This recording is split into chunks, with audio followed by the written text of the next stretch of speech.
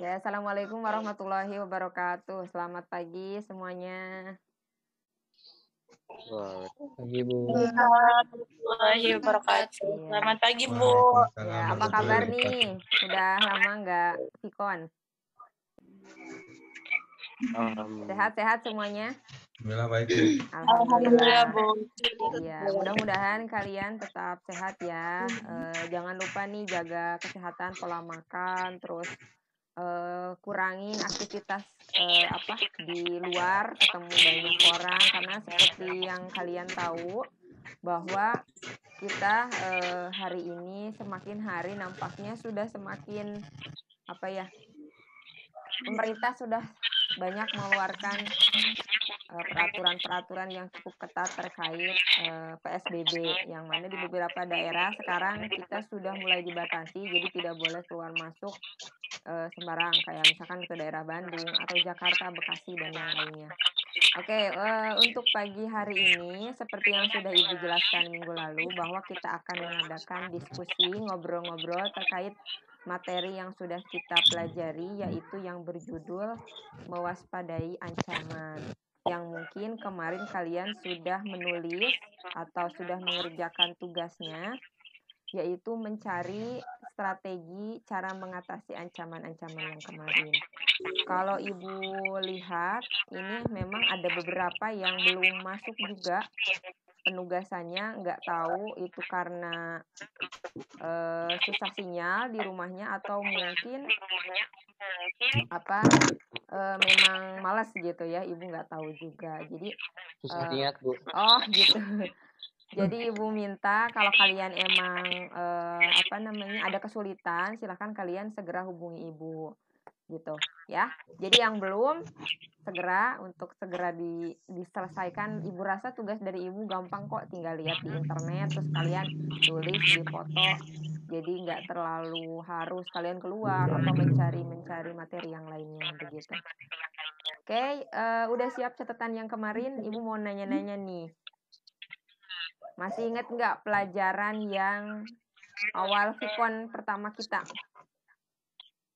sebelum tugas ini? Ancaman. Iya, terhadap ancaman. negara.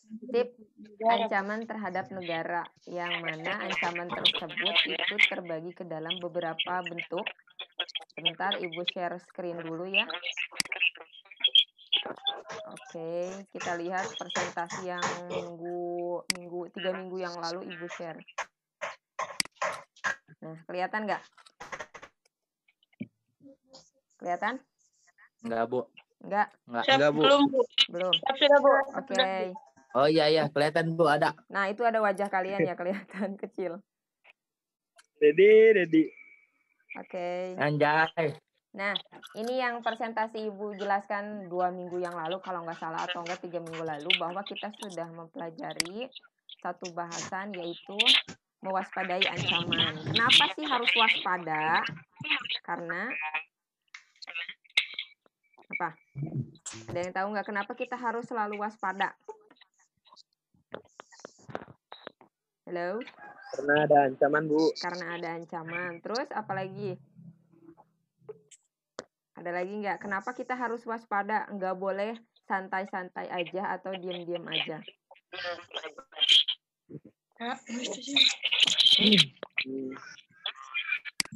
Kalau santai-santai aja nanti negaranya diambil sama orang Bu. Diambil sama orang seperti diambilnya dia gitu. Komunis segitunya. Diambil orang. Oke, intinya mah ke sana ya, Ibu tahu maksudnya apa. Jadi intinya kenapa kita harus waspada, karena kemungkinan yang terjadi di negara kita ini cukup besar. Seperti yang kalian tahu, saat ini tidak ada yang mengetahui bahwa negara kita akan mengalami suatu wabah yang cukup menjadikan segala bidang itu berubah, dari mulai pendidikan, sosial, ekonomi, pertahanan, itu semuanya berubah. Bahkan yang awal mulanya kita ini selalu mengadakan ujian nasional, itu yang mustahil itu dihapuskan, sekarang dihapuskan ujian nasionalnya. Nah, oke, kemarin sudah dibahas mengenai beberapa ancaman yang mungkin kalian masih ingat, yaitu ada ancaman yang pertama apa? Di bidang apa dulu? Ideologi. Ideologi dan Ideologi. politik.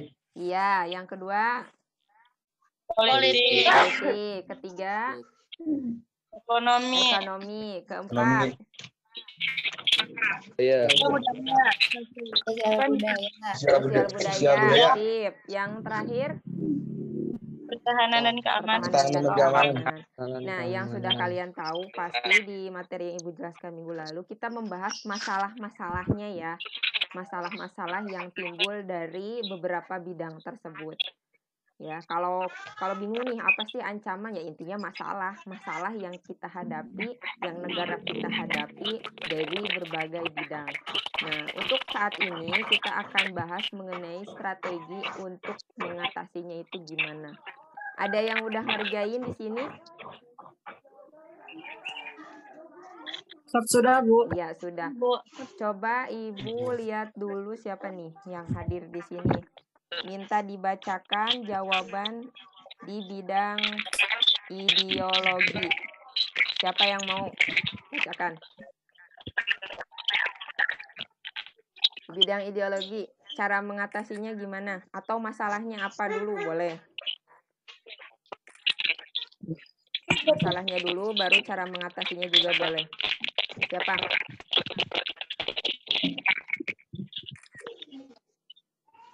Siapa? Ayo. Catherine.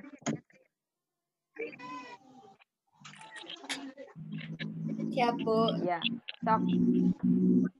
Apa jawabannya? Kira-kira nih gimana cara mengatasi masalah-masalah yang berhubungan dengan di bidang ideologi? Atau mau ngasih pengertiannya dulu atau masalahnya dulu boleh? Atau langsung cara mengatasinya juga boleh. Menurut Catherine gimana?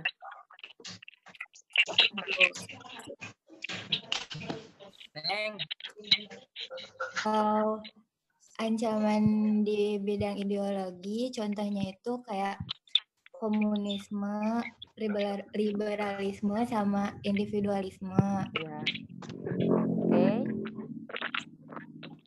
Terus kalau strateginya, yaitu yang pertama dari kembangkan demokrasi, terus menegakkan supremasi hukum, terus Ya. sama menciptakan pemerintah yang bersih dan berwibawa. Udah, Bu. Sip. Ada lagi yang mau nambahkan? Oke, sip. Mungkin ada yang berbeda jawabannya. Kira-kira apa sih sebenarnya masalah di bidang ideologi itu apa? Boleh dijelasin dulu.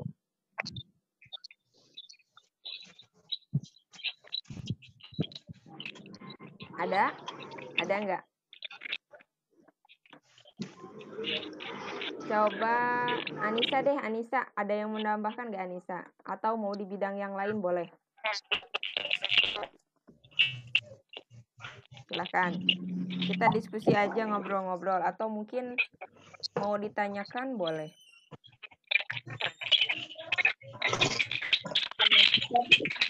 Untuk Ya. ancaman di bidang ideologi, mengaktifkan masyarakat sipil dalam arena politik. Ya. Juga dan memperkuat posisi Indonesia dalam kancah politik internasional, Bu. Ya, oke. Mau dijelasin dengan bahasa sendiri boleh. Ada yang ini nggak, yang nggak textbook gitu menurut kalian pribadi sendiri, bahasa kalian sendiri. Apa sih sebenarnya masalah di bidang ideologi?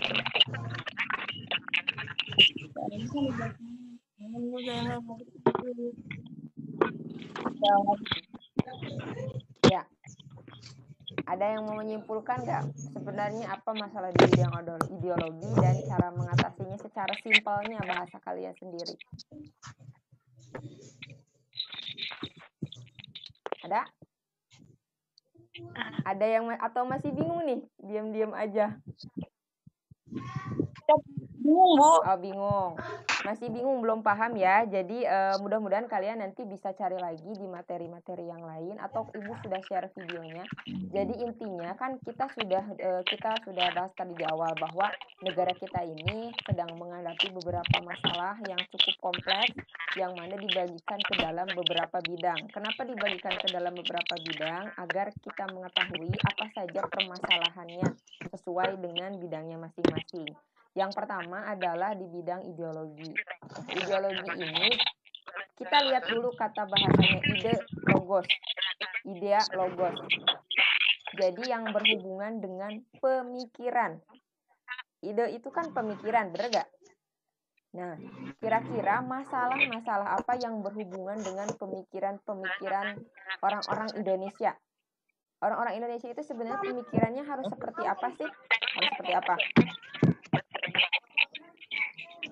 Harus selalu berlandaskan nilai-nilai Pancasila.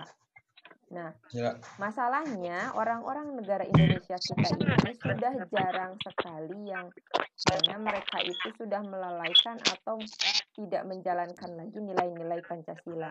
Kenapa? Karena banyak sekali paham-paham pemikiran yang masuk ke negara kita.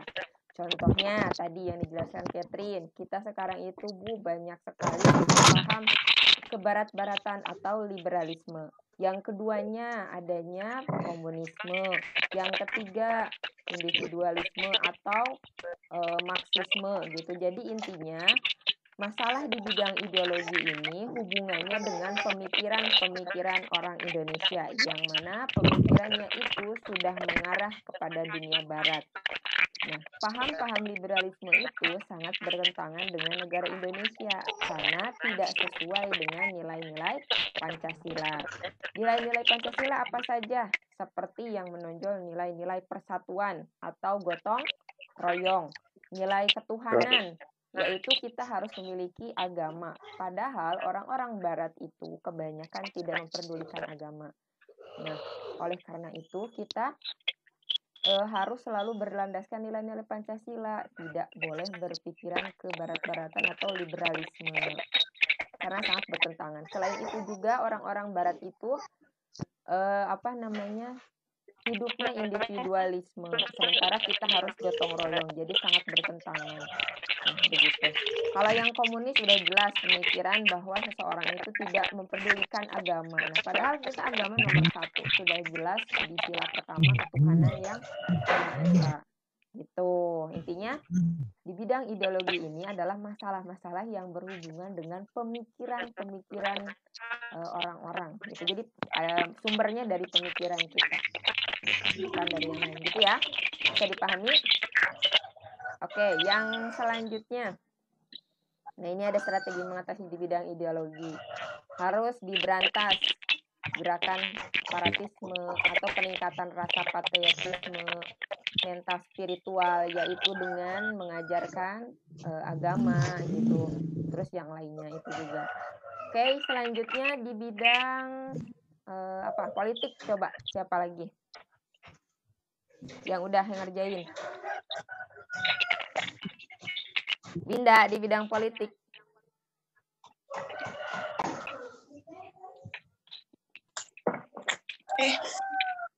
Gimana, Win?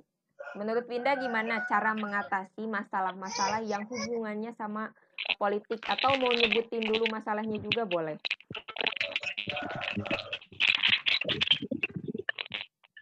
Silahkan, Win.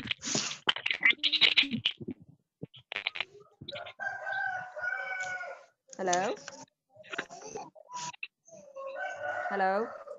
Winda? Nggak kedengeran mungkin suara Ibu? Atau siapa nih? Sama Ibu diacak lagi.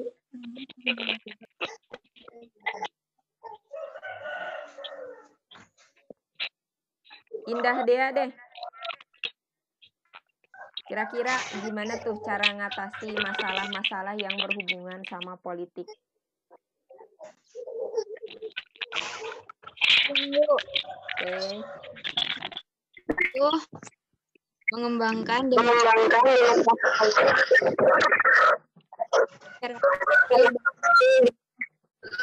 mengadakan lembaga-lembaga menjalankan fungsi Oke, bisa diulangi lagi. Ini pemerintahan suaranya yang bersih terputus. dan berwibawa. Izin Bu, Ya. mengembangkan demokrasi politik, Oke. mengaktifkan masyarakat sipil dalam area politik, Ya. memperkuat posisi Indonesia dalam kancah politik internasional, Oke. menegakkan supremasi hukum, Bu. Sip. Kesimpulannya kira-kira gimana tuh? Kalau secara bahasanya masalah bidang politik itu kira-kira yang paling menonjol apa nih masalahnya? Yang berhubungan Banyak sih, Bu.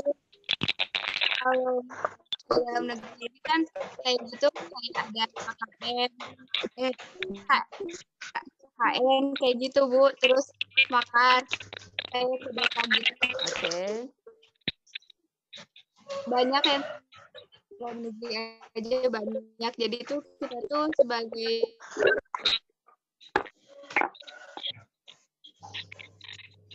Ya. Terputus lagi. lebih memperkuat posisi Indonesia, Bu, dalam Oke, sip. Gini ya, mungkin kalau intinya gini dulu sebelum ke strategi mengatasinya. Jadi sebenarnya apa sih masalah yang berhubungan dengan hal-hal berbau politik? Yang jelas adalah banyaknya kasus korupsi, bener nggak? ya, Nah, itu aja gitu. Gimana aja bahasa sendiri aja, nggak apa-apa, nggak harus sesuai dengan yang ada di Google juga. Simpulkan aja. Jadi intinya berhubungan dengan masalah-masalah di bidang politik itu biasanya itu terjadi di pemerintahan begitu. Jadi apa sih sebenarnya masalah-masalah yang ada di tubuh pemerintahan itu? Yang paling menonjol adalah masalah kasus-kasus korupsi yang semakin banyak. Bahkan itu banyak dilakukan oleh para pejabat seperti DPR, bupati, gubernur, belum lagi para penegak-penegak hukum yang lain seperti polisi dan yang lainnya. Itu masalahnya. Terus yang lebih lagi, lain lagi makar tadi katanya. Kayak demo-demo ingin menurunkan presiden. Itu kan sebenarnya ya nggak sesuai juga kalau memang masalahnya itu belum jelas. Kecuali kalau misalkan pemerintah sudah melakukan pengkhianatan terhadap negara, nah mungkin bisa dilakukan. Cuman kadang orang-orang itu gampang terpengaruh orang-orang kita ini. Terus belum lagi ada kerusuhan kalau misalkan pemilu. Nah itu juga masalah politik gara-gara beda pilihan terus jadi rusuh dan yang lain. Cara mengatasinya gimana tadi? Menguatkan demokratisasi, terus apalagi di sini ada. Nah, memperkuat asas kebersamaan, mengembangkan demokrasi politik atau supremasi hukum dan yang lainnya. Oke. Yang ketiganya di bidang ekonomi. Coba gimana? Mau masalahnya dulu boleh, langsung cara mengatasinya juga boleh. Siapa nih? Laki-laki nih. Ridho deh, Ridho. Ya, Bu. Oke. 10 menit lagi nih. Kalian jangan lupa yang belum ngisi daftar hadir, Ibu sudah kirim. Silahkan Ridho.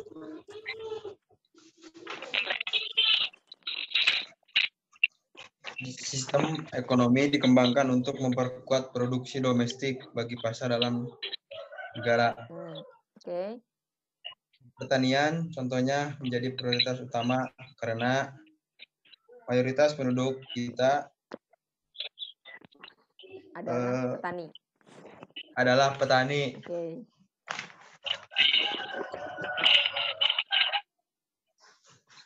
Perekonomian berorientasi pada kesejahteraan rakyat, tidak tergantung pada. Simpulkan aja, nggak apa-apa, nggak harus semuanya. Cara mengatasi ancaman di bidang ekonomi. Oke. Tentunya untuk memperkerjakan warga negara Indonesia Tidak terlalu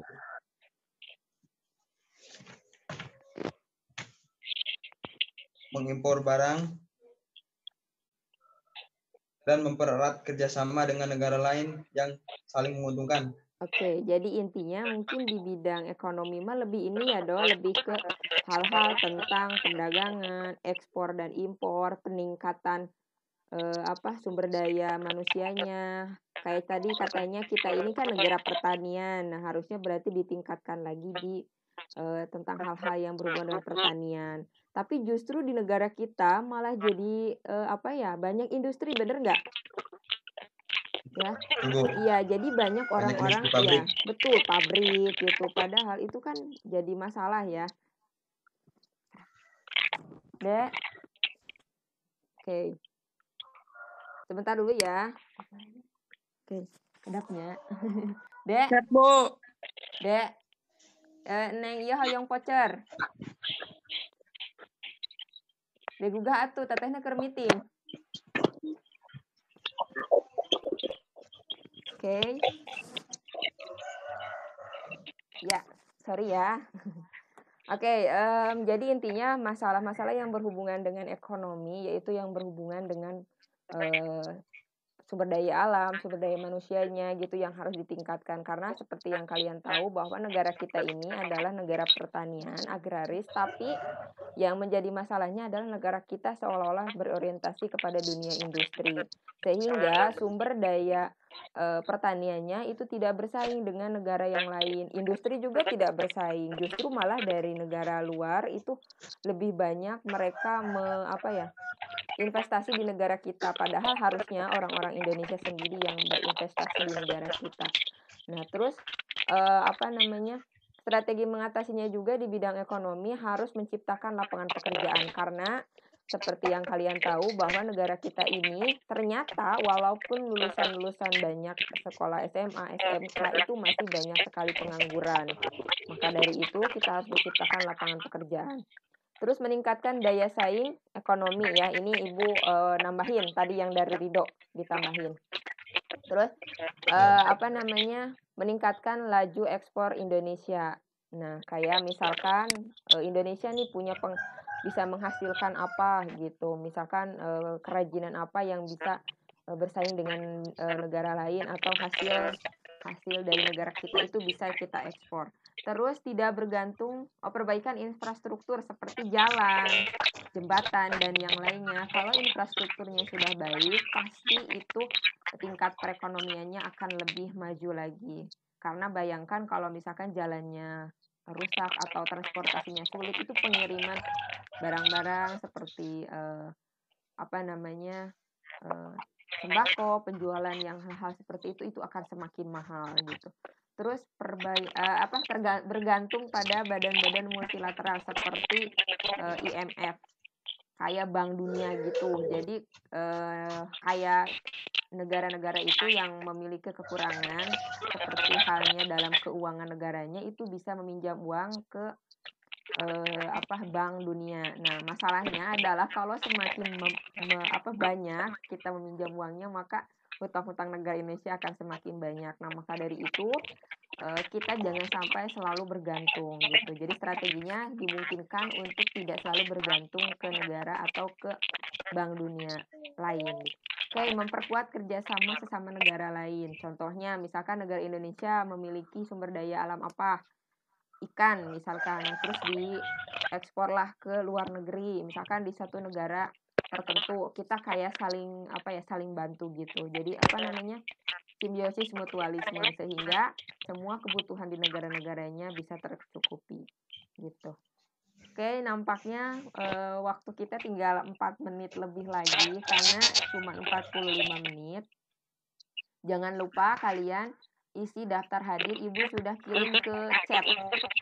Silahkan chatnya dibuka di handphonenya, itu di bagian chat ada daftar hadir. Silahkan dicek terlebih dahulu. Ya. Sudah, Bu. Sudah ya. Oke, sambil dengerin penjelasan Ibu, kalian sambil ngisi daftar hadir. Oke, selanjutnya di bidang apa? Selain bidang ekonomi. Oke, sebentar. Sosial budaya ya? Ya, Bu. Iya, sosial budaya kira-kira yang gimana nih cara mengatasinya nih?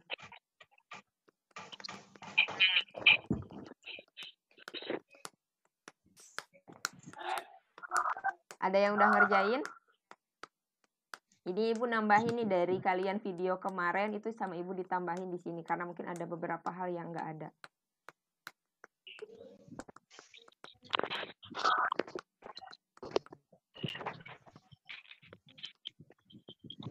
Oke, ada yang mau bacain nggak? Silahkan dibacakan strategi di bidang sosial budaya. Singkat, jelas aja, nggak usah semuanya. Oke, sebentar. Ibu screen lagi wajah kalian karena sepertinya sudah banyak sekarang.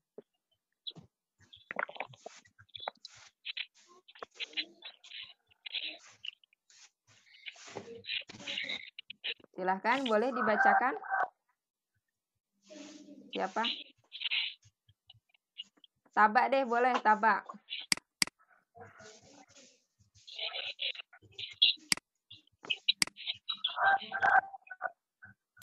Oke. Silahkan dibacakan cara mengatasi di bidang sosial budaya. Mic-nya.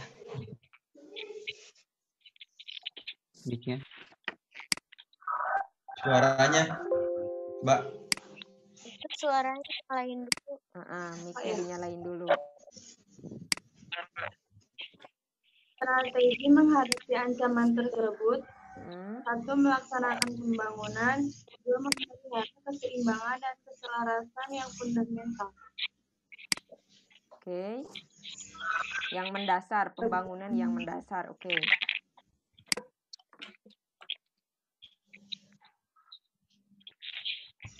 Ada lagi? Ada yang belum ngisi daftar hadir? Silahkan sambil nungguin, sambil dengerin teman-temannya.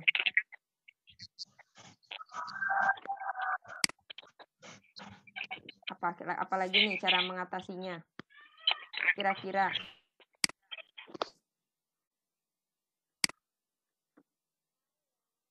Halo?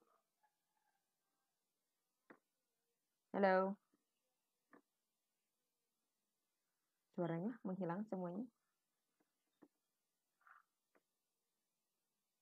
Halo? Suara Ibu kedengeran nggak? Siap, kedengeran, Bu. Oke, kirain hilang nih. Soalnya nggak ada respon. Ntar, karena ini banyak banget di Ibu filenya, ntar ya. Tadi intinya di bidang sosial budaya itu kan masalah-masalah yang berhubungan dengan sosial. Kita sesama manusia gitu. Contohnya semakin banyaknya orang menggunakan barang luar negeri, bener nggak? Terus gaya hidup konsumtif, bener kan?